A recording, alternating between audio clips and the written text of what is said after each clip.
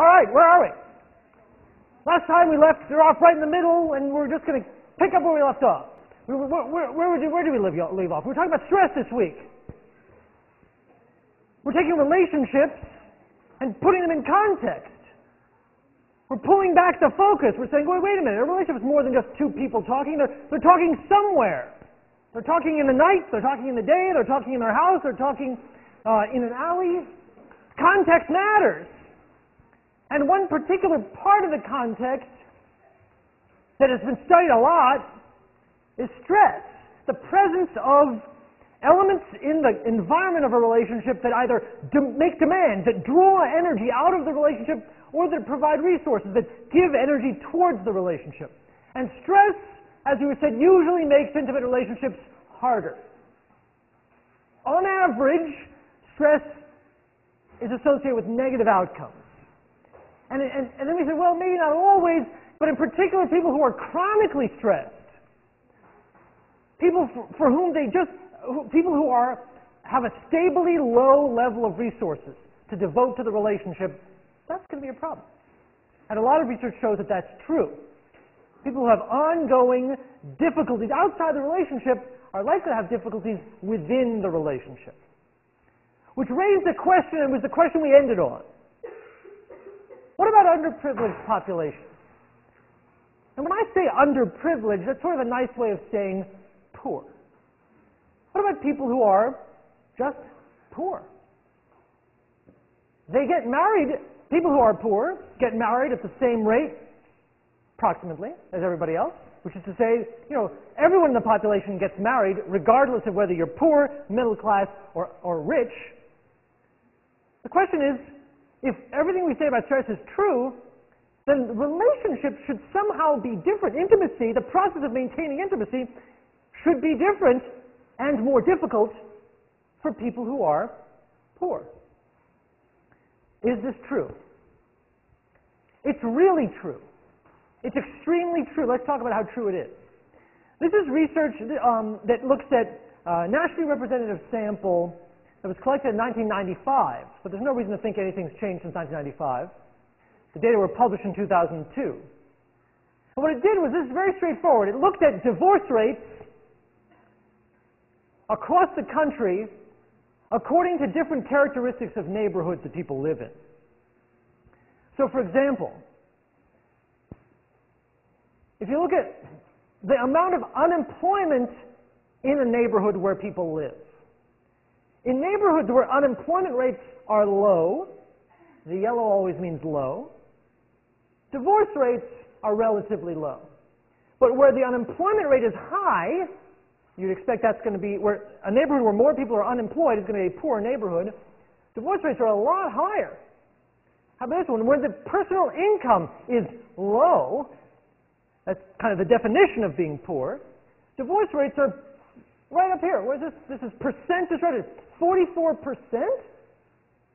of first marriages are predicted to end in divorce. That's pretty high. Where incomes are high, the highest third of incomes in the United States, divorce rates are 23%. Almost half, basically half. Think about that. The divorce rate, divorce is a problem in the United States and across the world. But it's not a problem equally for everybody. Divorce rates are twice as high in low-income neighborhoods as in high-income neighborhoods. Twice as high. That's an enormous effect. How much money you make affects the success of your marriage. That's a good reason to study hard in college. Let's look at the opposite. Poverty. The amount of poverty in a neighborhood is associated in exactly the same way with divorce. When poverty rates are low, divorce rates are low. Neighborhoods where poverty rates are high, divorce rates are twice as high. And how about the amount of people in a neighborhood on welfare? Where not a lot of people are on welfare, in those neighborhoods, divorce rates are low.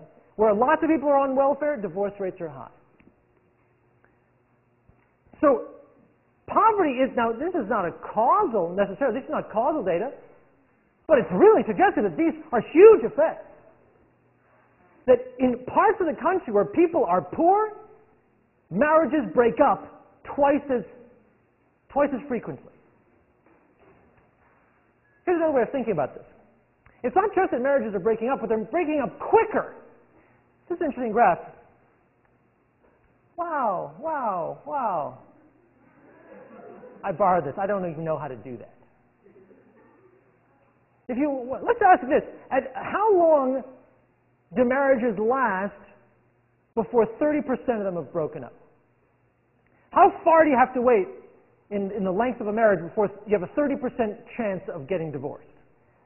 In a high-income neighborhood, it takes you 14 years to get to a point where 30% of the marriages have gotten divorced.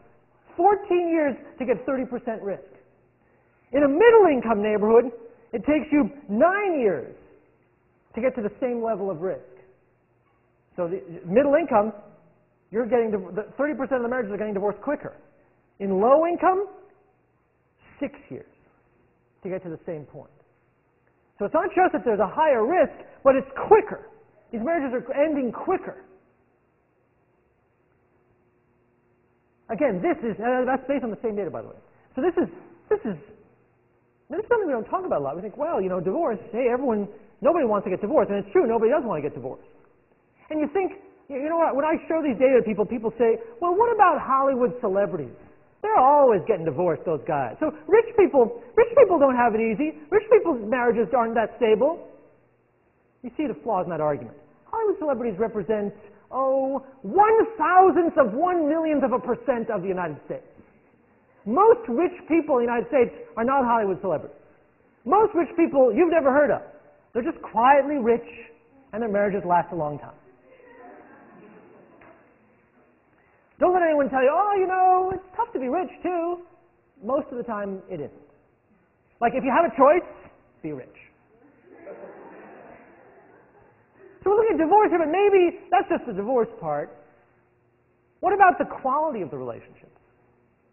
Maybe poor people and rich people have the same quality relationships, but poor people are just quicker to end it.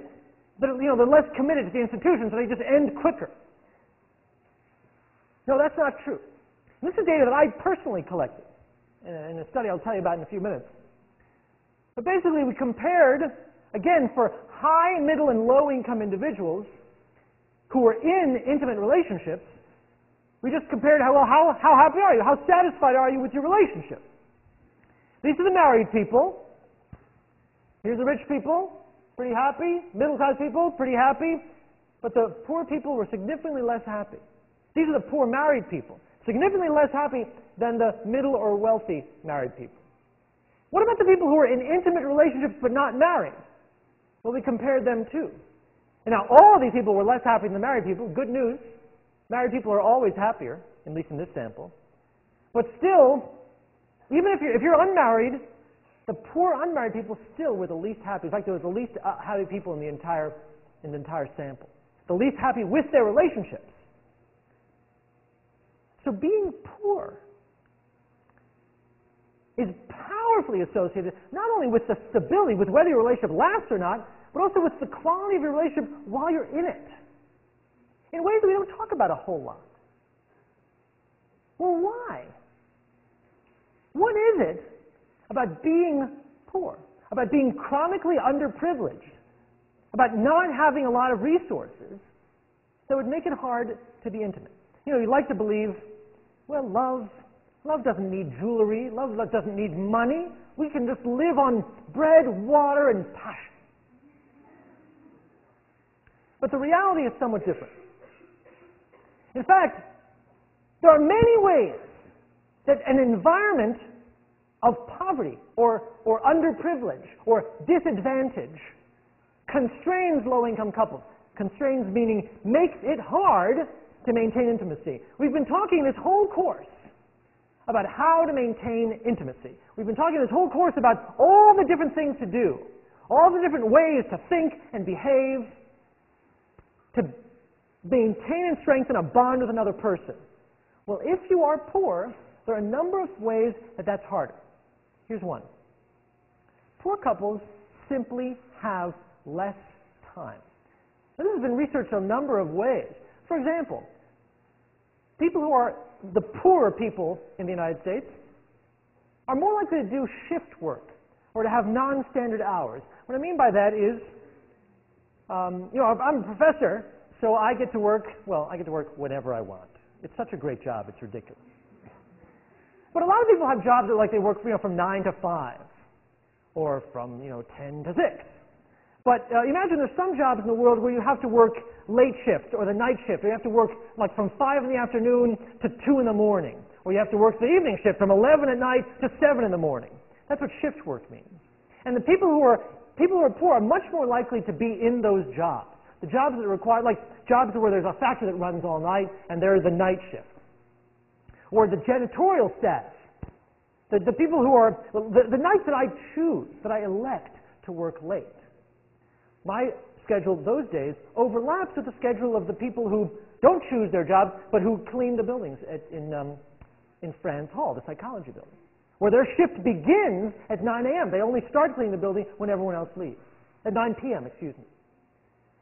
A lot of research makes this point, that poor people are less likely to have what we consider regular hours. They're less likely to sort of work during the main part of the day and have evening hours at night.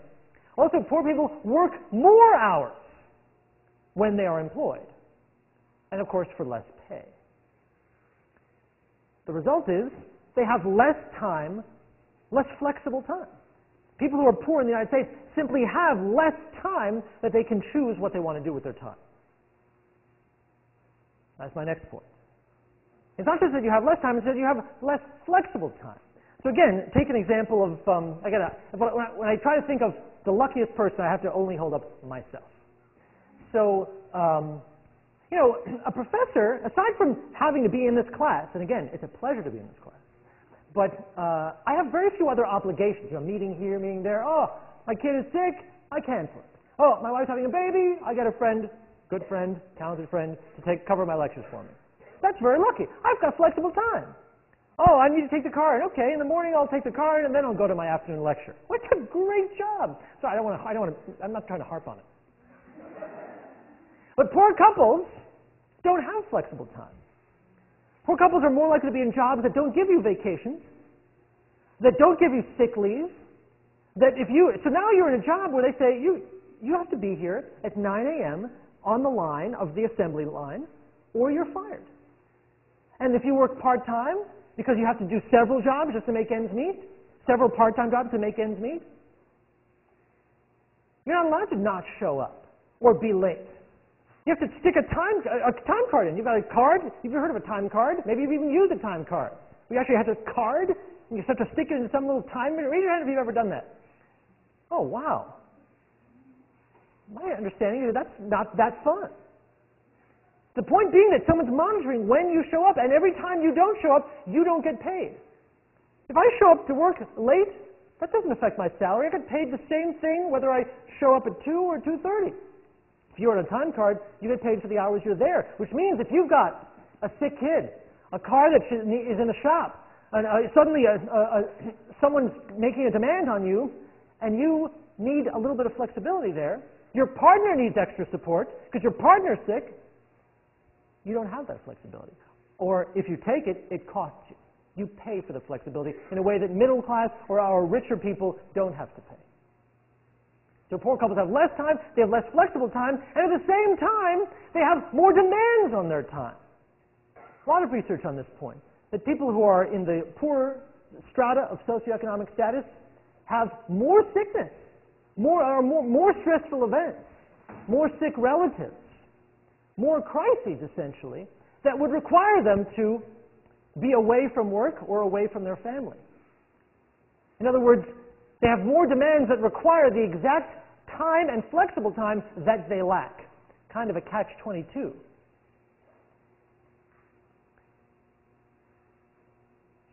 So all of this you would expect would crunch even more than for other couples the amount of time available for maintaining intimacy.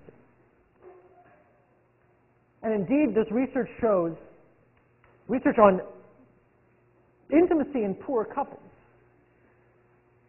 that these exact issues, these exact constraints that I just identified for you do indeed relate to the outcomes of relationships.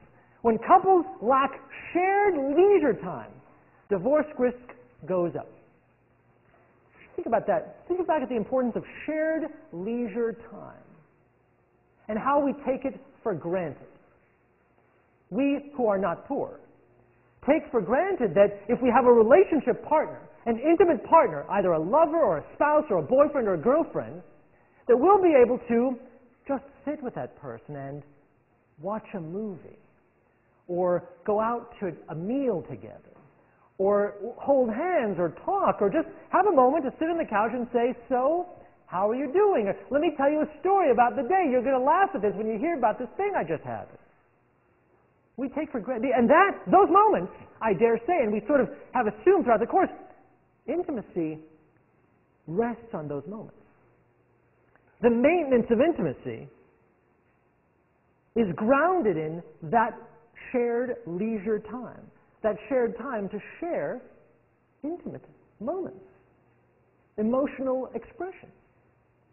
When couples lack it, divorce risk goes up, and couples lack it when they are working opposite shifts, taking care of sick relatives, working hard just to make ends meet. Married women who work nights have 3 times greater divorce risk than married women who work the same number of hours, but during the day. Why? Because if you work nights, nights are times when couples share intimacy. Not just sexual intimacy. I'm talking about emotional intimacy, any kind of closeness, including sexual intimacy. If you don't have the time to do it, well, then you don't have it, and intimacy suffers. Intimacy, like a plant, must be nurtured. Married men who work nights have 6 times greater divorce risk. So this stuff matters. These constraints, the constraints of just trying to get by and get your bills paid, directly affect the outcome of intimate relationships. In big ways, 3 times greater divorce risk, 6 times greater divorce risk, twice as high divorce risk. We think of divorce first, and we think of the challenges of intimate relationships, and divorce in particular, as a national problem. But the truth is that it's not a national problem that affects everyone in the nation equally. It disproportionately falls on the backs of the poor. Micah.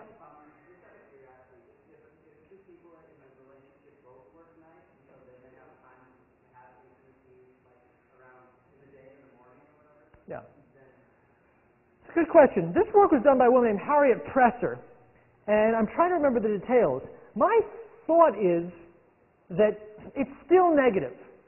It's still negative to work nights, because basically what happens is people who work nights, then sleep during the day, and they're just all discombobulated.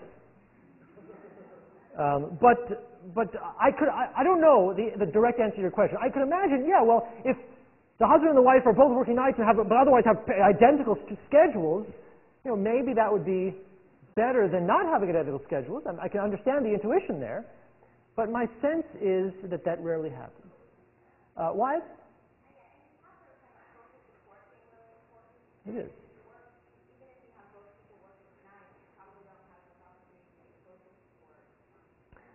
That's a really good point. So Wyatt's point, drawing from the chapter, always a pleasure, is that even if both people in a couple are working nights, Wyatt's point is that would be very socially isolating. It would be very socially isolating to have a schedule that is the reverse of everyone else that you might possibly draw social support from. And to the extent that it's isolating, well, we know that couples who are socially isolated are also at higher risk for divorce. Thanks for bringing that up. Was there a point, is that Rock? Rock?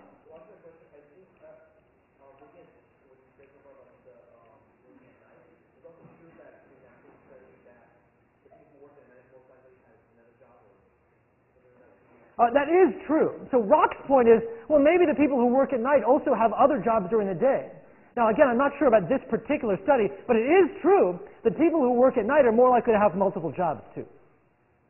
So it doesn't mean that then in the day they're just having a good time watching soap operas. Vicky.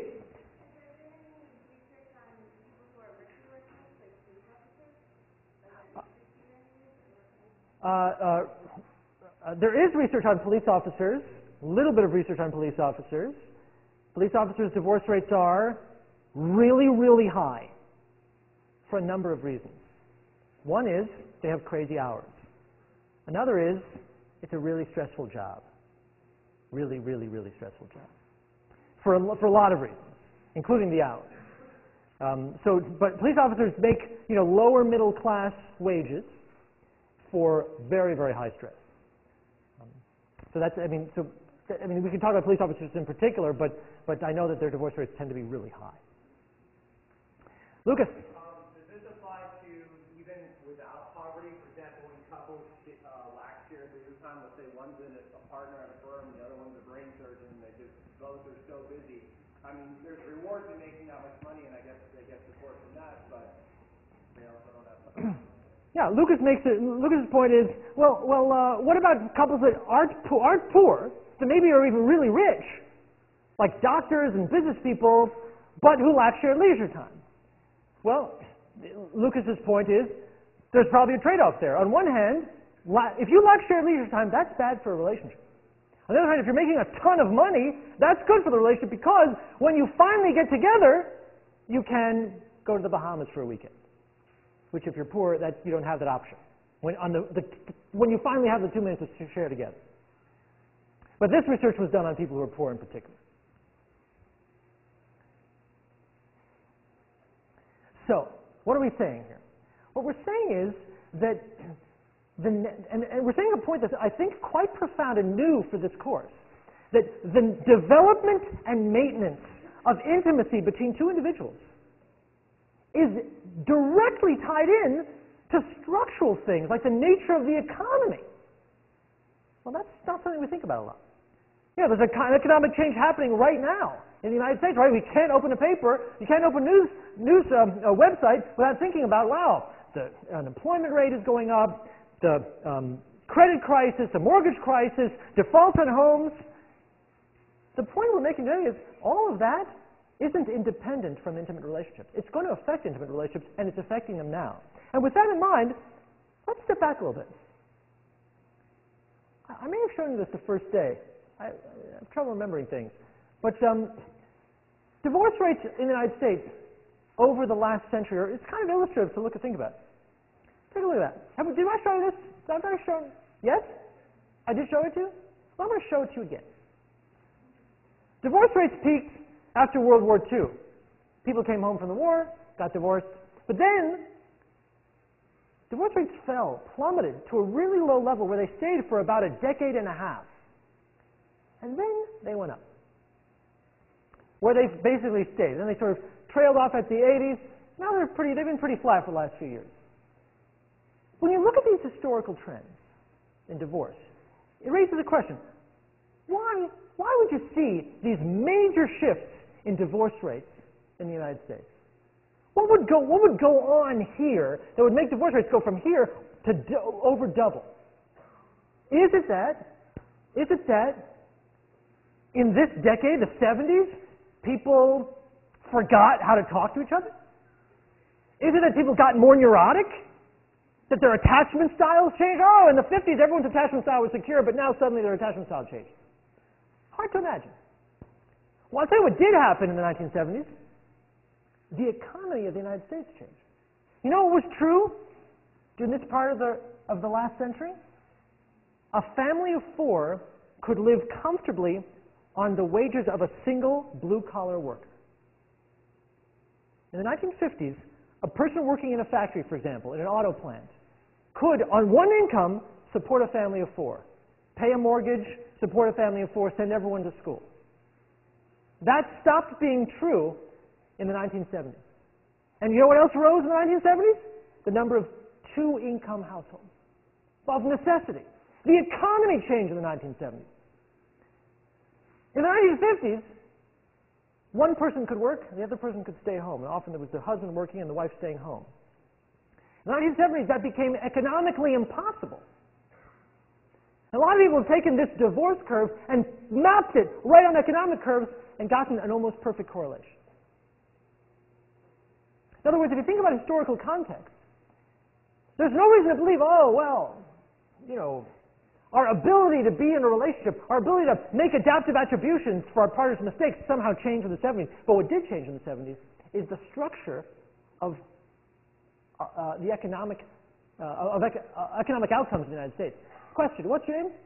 Marissa. Scale on the y-axis is the per capita divorce rate. the number of divorces per year per 1,000 people in the population.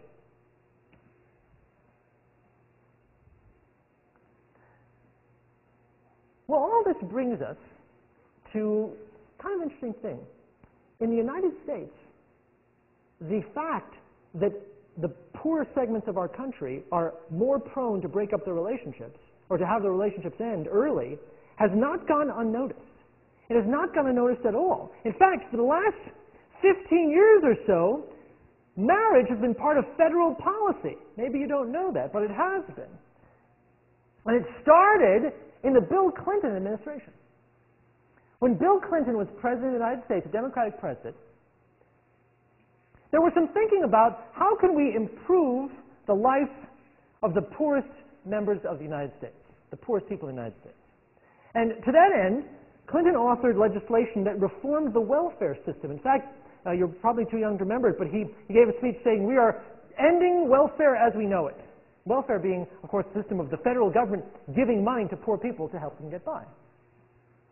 In 1996, he wrote, or the Congress passed the Personal Responsibility and Work Opportunity Reconciliation Act, or PRORA, 1996, with the idea being, let's change how we help poor people.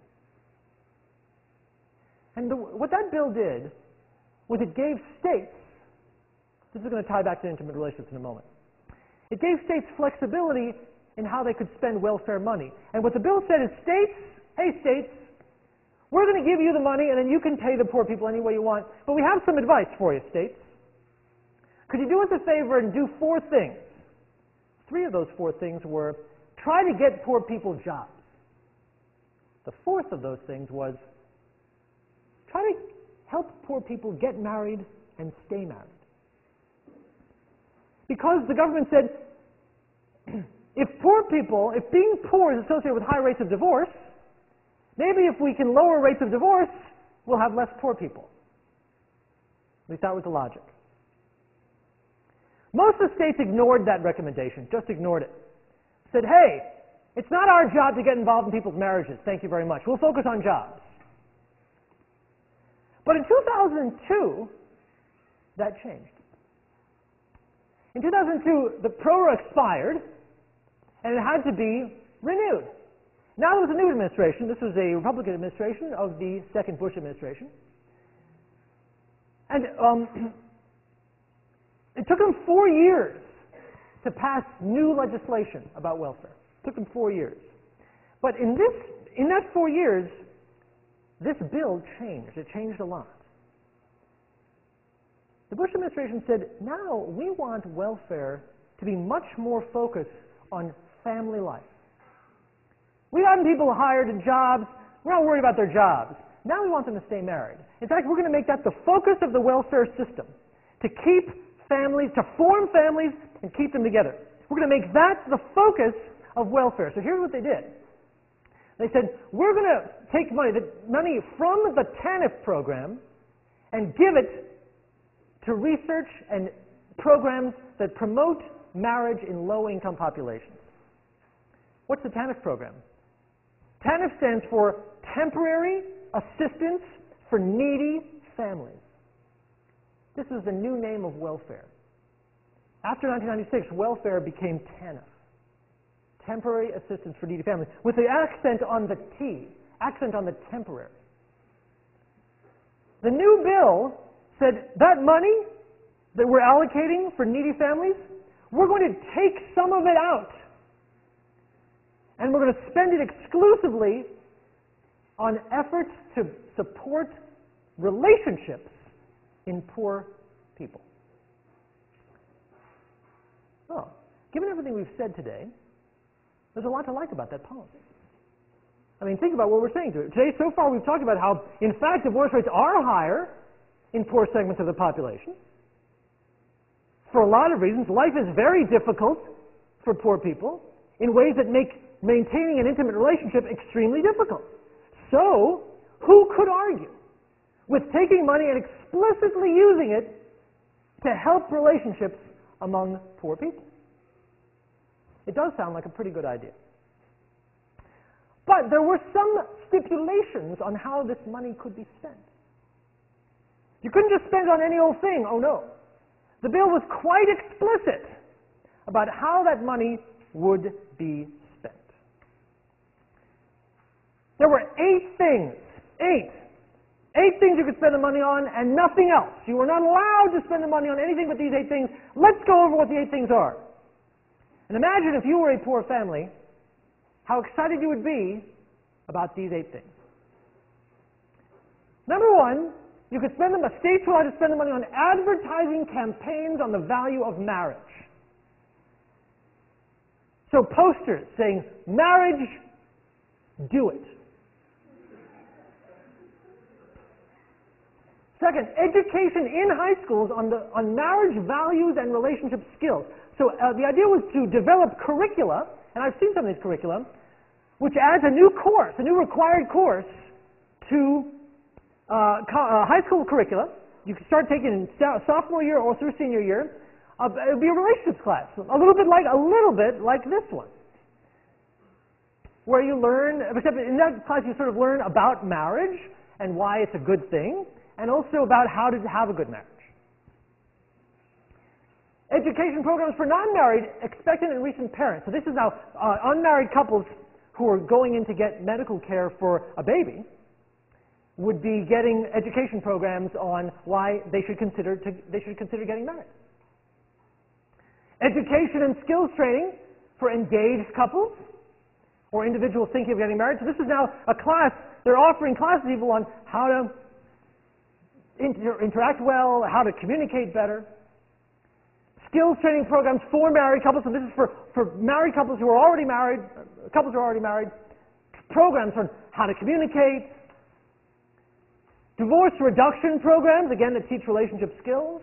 Marriage mentoring programs, so that's a program where couples who've been married for a long time, older couples, would talk to younger couples about their lives and sort of teach them how to be married a long time. The last one was programs to reduce tax incentives that operate against marriage, or what they call the marriage tax penalty, but only if offered in conjunction with any of this stuff. Do you recognize a theme here? Is there a theme here? Wyatt?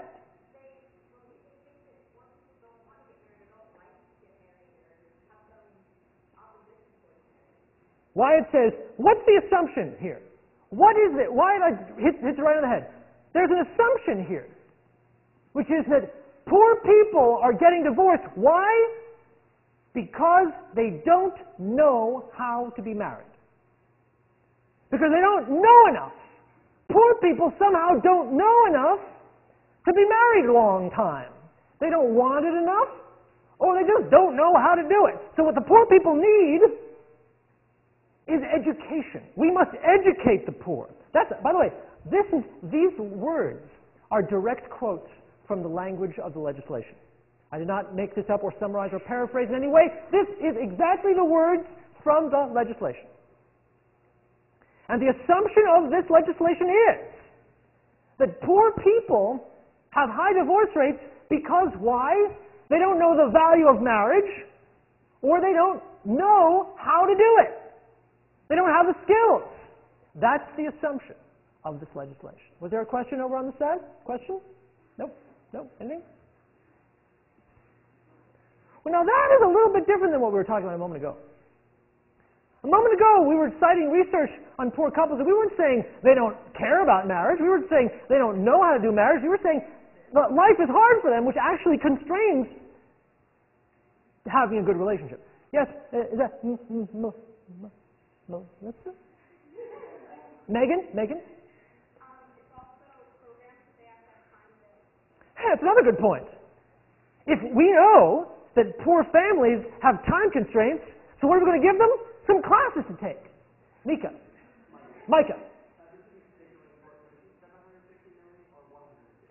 It's $150 million per year for 5 years, equals $750 million. So this is the legislation. It's money, a significant amount of money. You can do a lot with this money, but this is all you're allowed to do with the money. So the question is this a good use of the money? Do poor people need training in family values and relationship skills? Do they? Now, the research I cited prior didn't point in this direction. But that doesn't mean that the answer to this question is necessarily no. Maybe that is still a problem, it just wasn't studied before. Well, about the same time this is all going on in 2002, I was a young professor in the state of Florida, thinking about this stuff. I was studying stress in marriage. I was thinking, I'm not sure this is going the right way. I'm not sure I like how this is going. I wish somehow there was a way to be involved in this, to somehow do the right research, if only. And then the phone rang. I swear, this is what happened. You want to hear the story? This is what happened. The phone rang. Hello? And the person on the other end said, "Hi, I'm calling you from the Department of Children and Families of the state of Florida. And we are thinking of doing some research on families in Florida, sponsored by the state. We want to know if that's something you'd be interested in running, in designing for us." I said, who is this? Who is this really? And they said, "This is really the Department of Children and Families, and we really are going to be doing this research, and we want to know if that's something you would be interested in." I said, "Are you saying that this is," the governor at the time was Jeb Bush. I said, "Are you saying that Governor Jeb Bush would like to sponsor research on families? He's going to pay and I get to design it?" "Yeah, I think I could do that. I could make some time for that." Indeed, that is what happened in the year 2002. And I, by the year 2003, found myself designing a study in the state of Florida for the Governor, Jeb Bush. And this is what it looked like. We designed the Florida Family Formation Survey, which is 20 to 25-minute telephone interviews with a stratified random sample of the state of Florida. When I say stratified, what I mean is that we did over samples. So if you just get a sampling, you just call people up random digit dialing, you're going to not get a lot of poor people and you're not going to get a lot of minorities, because those people are harder to reach. You'll get the people who are easy to reach, who are sitting at home at 6 o'clock, and those tend to be middle-class white people. So we oversampled blacks, Hispanics, and low-income people, and people who were specifically on welfare. I said, "You guys run the welfare program, don't you?" Yeah, we do." "Could I get a list of all those people?" "Sure, no problem." "Okay, thanks." And we sampled from the actual welfare rolls, which otherwise we would never reach those people. And they allowed us, they paid Governor Bush, Jeb, I'll call him Jeb, paid for us to do another 1,500 interviews in California, New York, and Texas. That's a lot of data. That's 6,000 people. And they weren't researchers, I'm a researcher, so I got to design the analysis and the survey. So what did we ask? Well, I wanted to answer this question. Now, that's not exactly the question that they thought we were going to be addressing, but that's okay. I just sort of worked it in. So what we asked was about values, about family values, and the analysis strategy was to compare people on the basis of income. So what I want to know is, do people who are receiving welfare, or versus people who are low income, which is to say their household income was less than 200% of the poverty line, compared to middle income between 200% and 400%, and high income, which is greater than 400%. And then we could do analyses of control for race, which is interesting but not directly interesting to me right now, control for gender, control for age, control for what kind of relationship you're in. The question is this: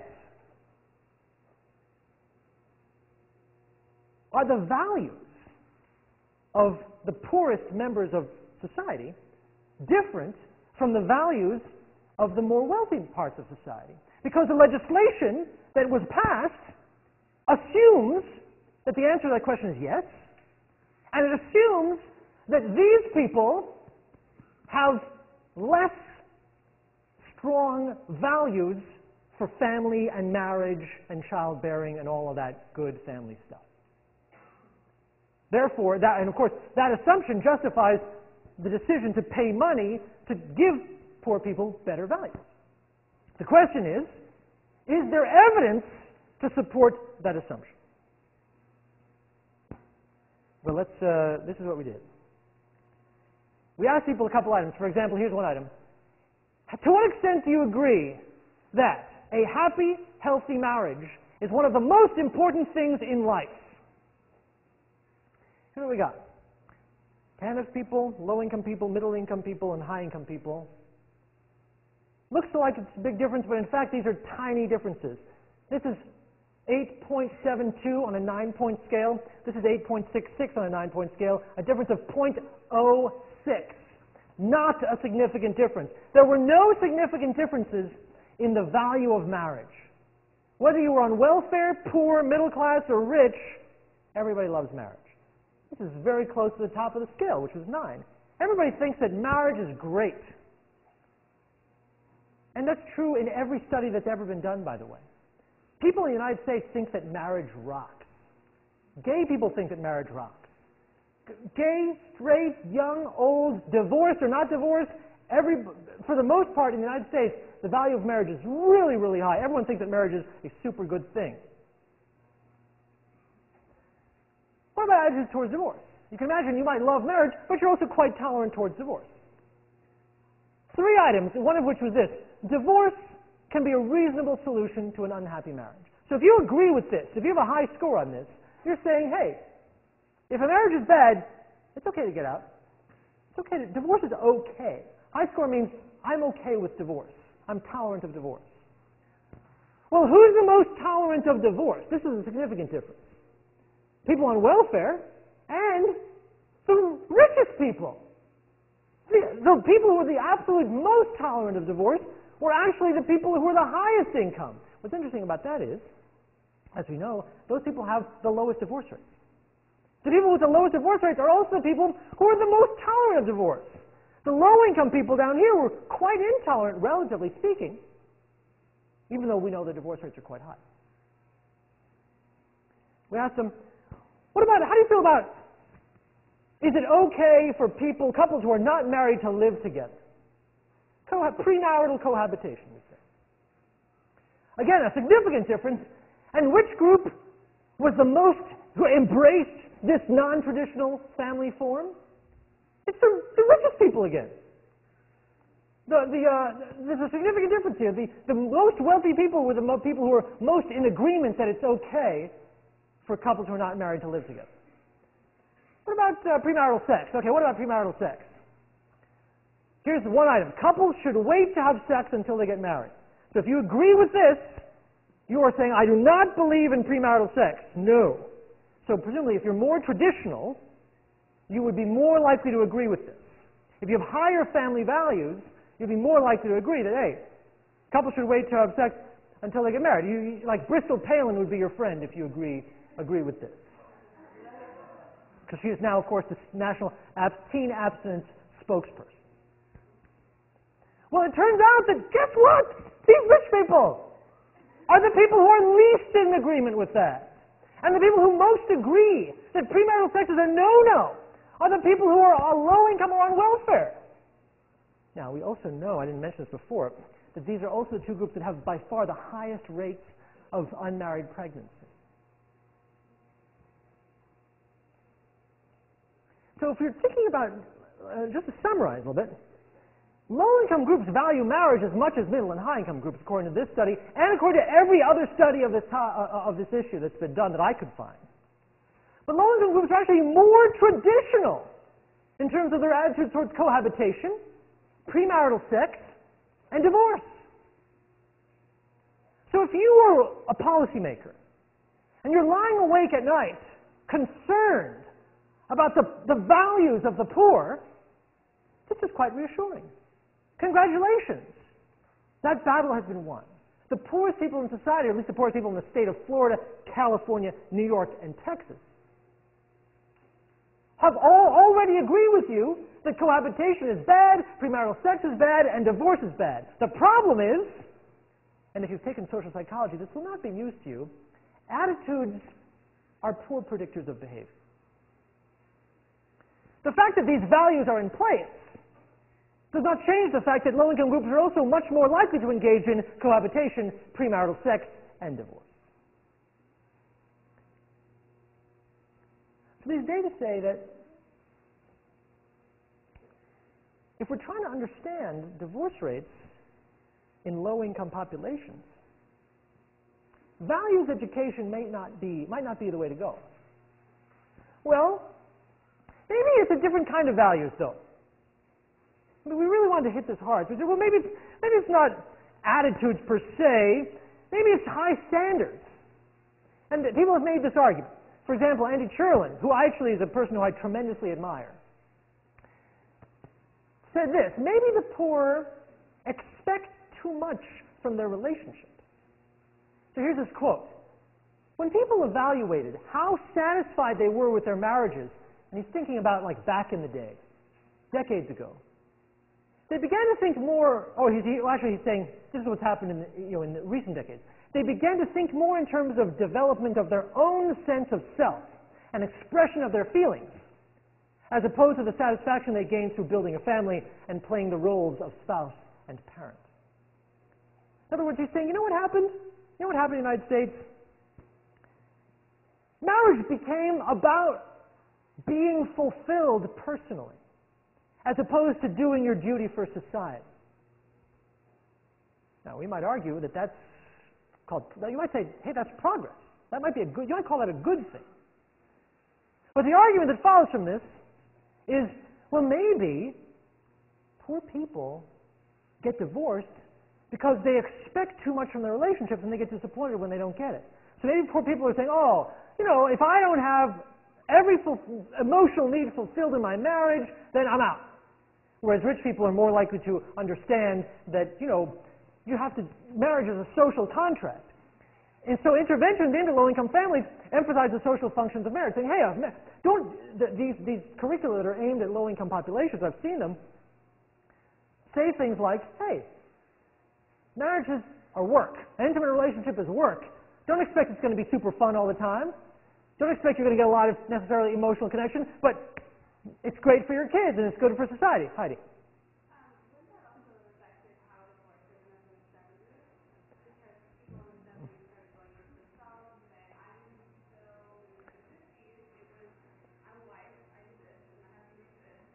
That's exactly the argument. So Heidi's like, so that's an alternative explanation of the historical trends in divorce. Yes, it's exactly right. The argument is that what happened when divorce rates went up in the 70s is that people started saying, if I'm not personally happy, I'm going to get out of here. But since we know that divorce rates are higher in the poor than in the rich, the real argument is that poor people in particular are somehow failing to recognize that marriage is a social contract, and that poor people themselves are saying, I think that, or I'm not going to stay in any relationship that doesn't give me emotional fulfillment and sexual passion and all these wonderful things that the rich people understand you're just not going to get. So, we tested that too, actually. Why?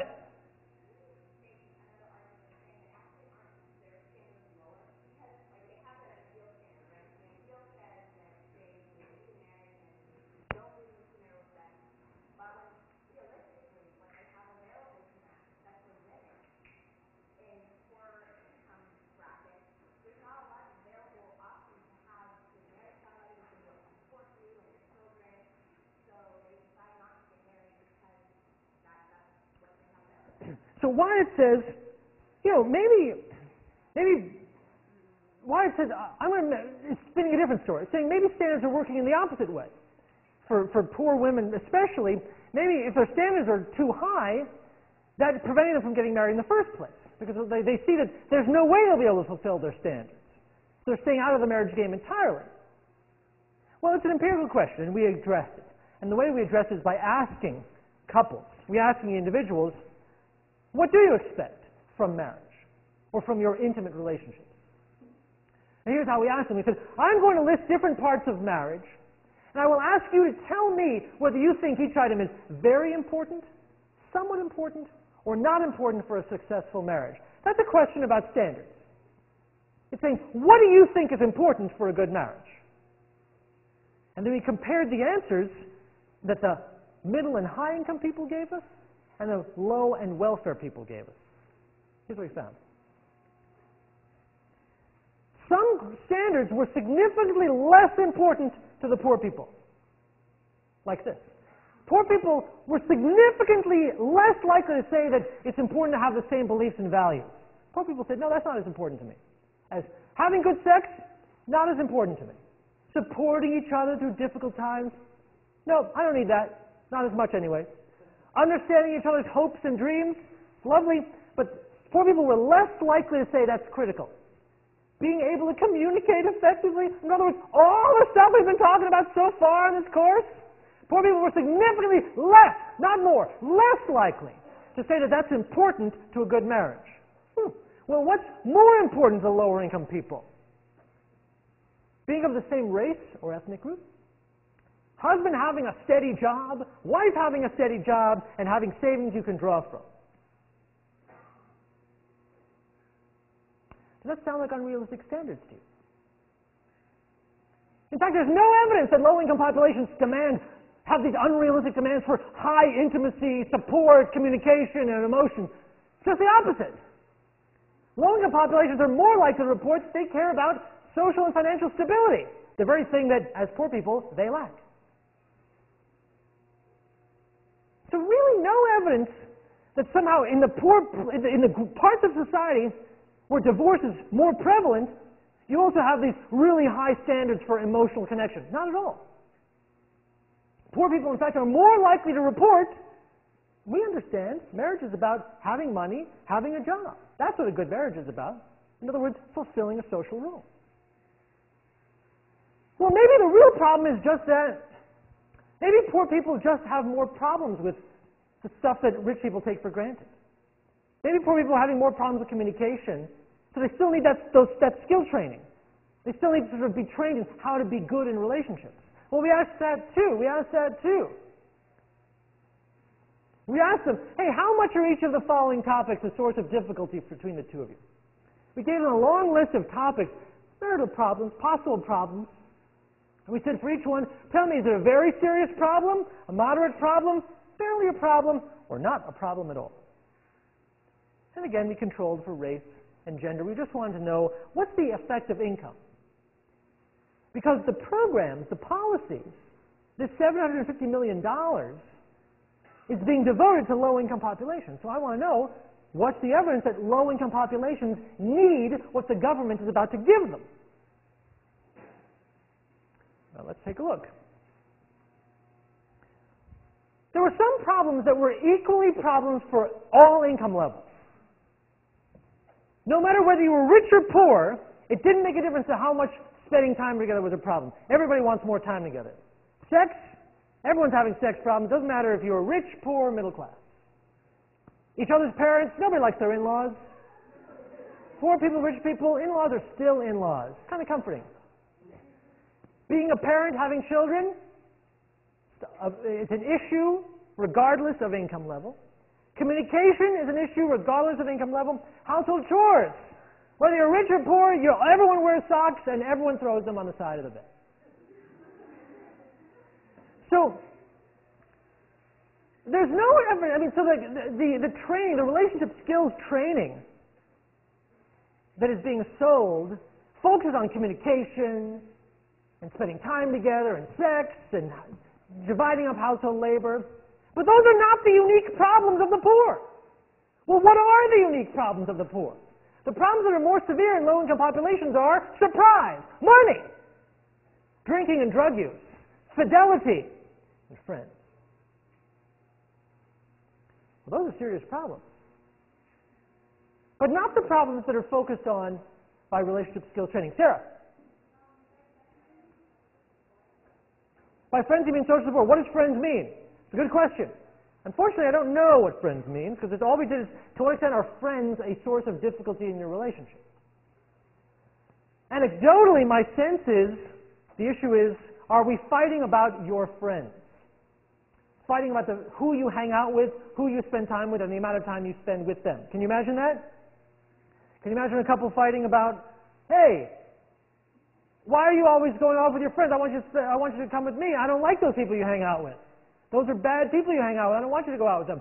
Hey, they're my friends. I'm going to go out with them, and you stop. That could be, maybe that's what the argument is there. Something like that. A little more articulate than that. The point is that the problems that are especially severe for low-income couples may, in fact, be independent of relationship skills and attitudes. So we started this whole, so that's kind of interesting. And we wrote up a report about this and submitted it to Governor Jeb Bush. How do you like it? Because the conclusion absolutely was, we found no evidence at all that attitudes training or skills training is likely to help poor people, because we have no evidence at all that poor people have bad attitudes, weaker attitudes, or lower skills. None. Oddly, the reception to this in Tallahassee was not very, very positive or enthusiastic. What happened was this, kind of interesting story actually, an interesting story about science and how it gets disseminated. So I was excited about this. I thought this was big news because there was all this money about to be rolled out in the state of Florida, and I was saying, look, the data show that we should not take that money and spend it on these programs because there might be better programs. Don't you think that's newsworthy? Shouldn't that be a headline? That's what I thought as a young, naive scientist. Now I'm an old, crusty scientist. So here's what happened. The University of Florida press office said, I told them about this, and I said, I think it's time for a press release. They said, sure. And they came to my office, and they asked me, what's this study all about? I told them, I said, here's the big news. And what I said was, giving poor people relationship skills training without any other way of improving their lives is like giving piano lessons to kids, but no access to pianos. I was really proud of that quote.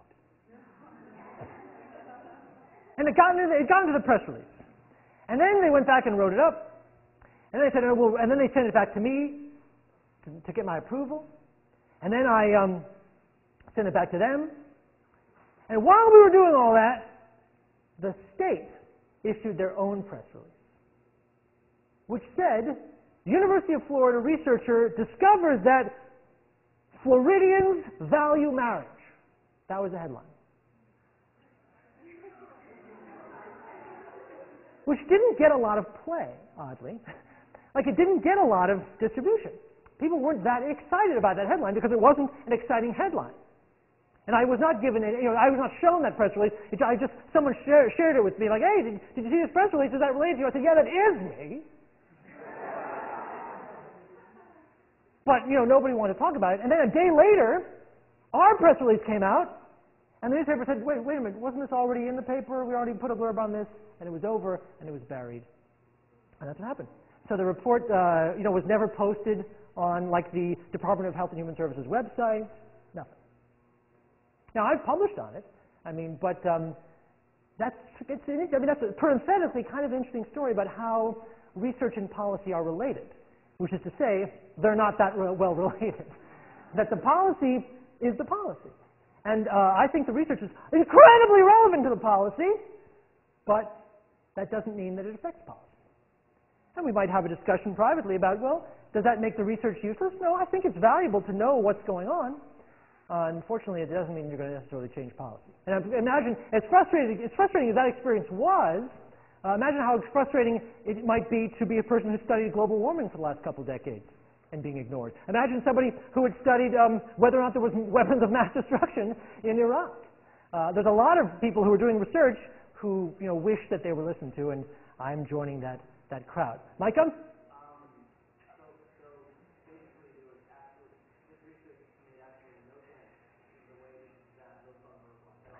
Well, that's kind of harsh.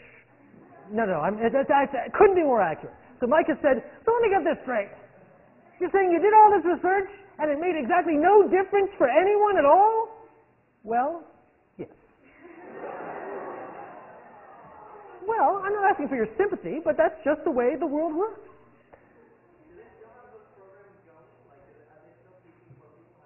Oh, yes. They're still ramping it up. So implications for policy. Just for the fun of it, let's talk about the implications for policy. Now, by the way, you know, life is long, and change is slow, especially at the level of policy. So I still have hope that things will change, and that you know, I continue to consult with the government and talk to people in the administration of children, families, and so, you know, there are voices, there are multiple voices there. Also, administrations change. My understanding is there's a new administration. What's the same guy named Obama? I hear a lot of good things about him. But the answer is, the question is, should welfare money be diverted towards values education? Well, maybe, but we found no evidence to support that idea at all. And in fact, I'm aware of no evidence to support that idea, not just in my lab, but anywhere else. Well, what would be the implication then? What would be the implication of this work and of everything we've talked about today? If you want to help poor families, poor relationships, have better relationships, what would you do? Well, one of the implications of everything we've talked about today is if divorce goes up when people's lives are difficult, then anything we do to make their lives less difficult should lower divorce rates. That is the implication.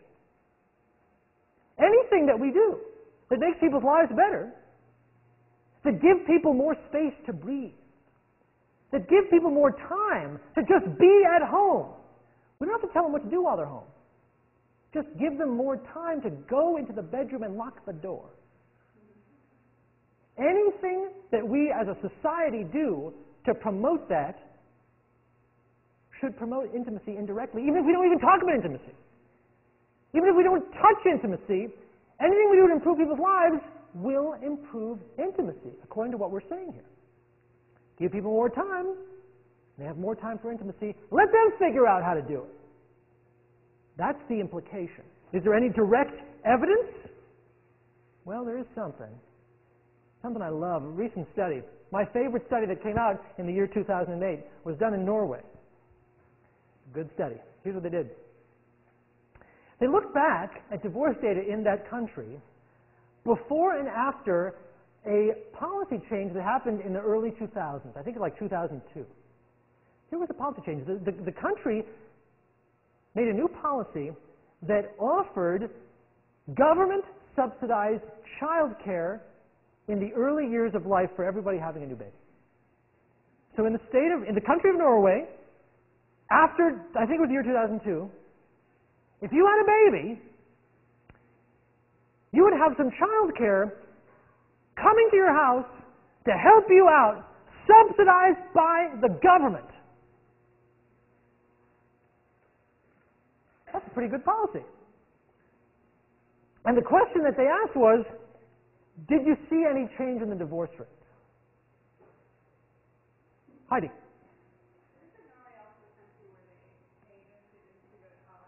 I don't know. Apparently it's Sweden, another one of those blonde countries. The point being, I don't know, maybe Norway has a bunch of great programs too. But the question is, was there an effect of this program? So, because now we're looking at longitudinal data, we're comparing the divorce rate in Norway to the divorce rate in Norway after this change in policy. So it's Norway, the country, operates as its own control, you see. We're comparing the country to itself. Well, I wouldn't be talking about this if the results weren't favorable, and the results were favorable. In fact, divorce rates went down precipitously, especially during that period. So divorce rates for couples who have just had children went down when the government gave people what? Values education? No. What? Skills training? Communication training? Here are 5 ways to be nice to your spouse? No. The policy didn't talk about divorce at all. The policy didn't talk about marriage one bit. But it affected marriage because it gave couples more time. It made life better. And when you make life better, divorce rates go down. Huh. Without having to teach people nada. Could it happen here? Could it? Well, it's not looking promising. Partly because in the United States, of course, as we were mentioning before, our economy is in trouble. The state economy of California is in special trouble. thanks to our fantastic electorate who voted on Tuesday not to approve any of the budget measures. So what we'll see in California, in the country as a whole, and in California in particular, is cutting of services. Now that's not a matter of opinion. I think that's pretty much a statement of fact. The question is, who will be affected more by them? Well, whatever segment of the population depends on government services more is going to be affected more by the cuts. That is the poor. So the life of the poor is not going to get easier. It's going to get harder. And the implication of what we said today is that that's going to affect family life in negative ways. So, what can you do about it? What can you do about stress? So now, there's been some pessimism, perhaps, in the room, and I don't want to be a downer. So, let's say you're thinking about, and you've been thinking for the last 2 lectures about stress in your own life. Like, sometimes I have some stress in my life. What can I do about it to preserve my relationship, my intimacy, during times of stress? And my first suggestion is run for office, get a couple of really good laws passed, and change the social structure in a way that makes life better for you and, coincidentally, for everybody else. That would be my first choice.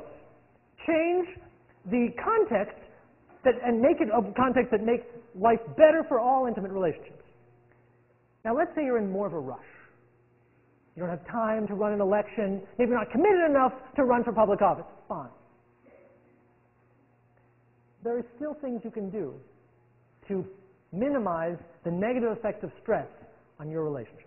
By the way, Plan B. Plan A was change the social. Plan B, get more resources. But if that's tough, like be richer, get more friends, be closer to your family. Okay, that doesn't work. Plan C. This is just Plan C.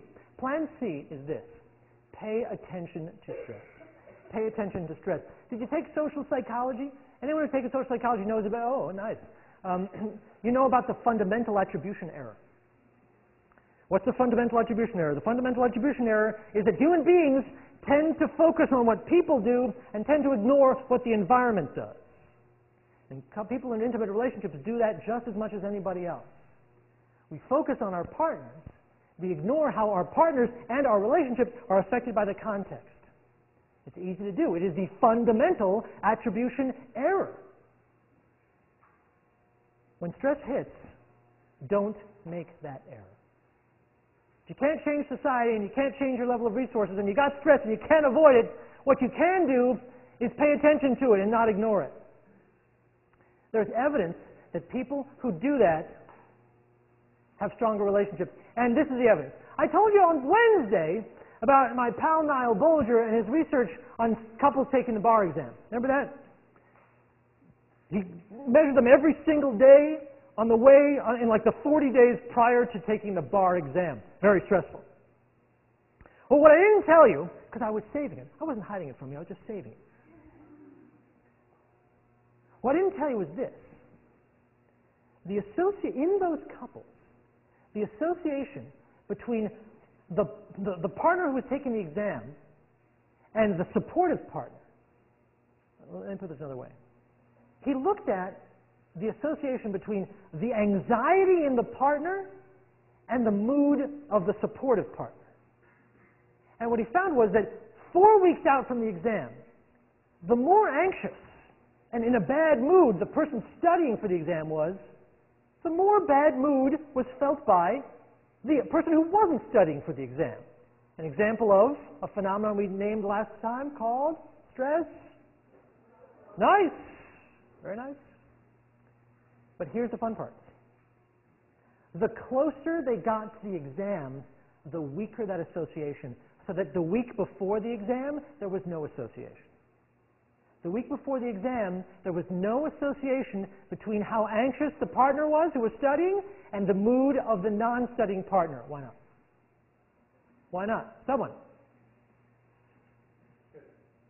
Okay, Jordan. Because the closer they got to the exam, the more aware the supportive partner was of the fact that the exam was what was stressing them out and contributing to that mood, so they could account for it when they were reacting. Absolutely.